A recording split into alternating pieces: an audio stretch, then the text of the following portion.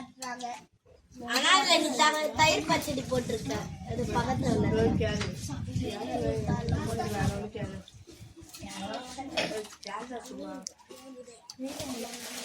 யாருக்கெல்லாம் மீன் வைக்கணும்?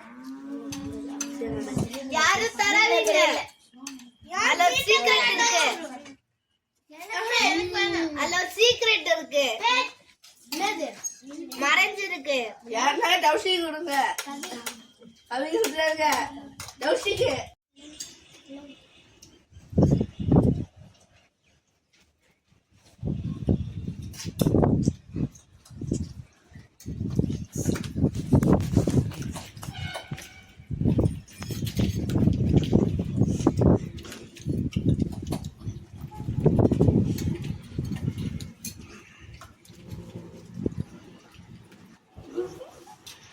Mm-hmm.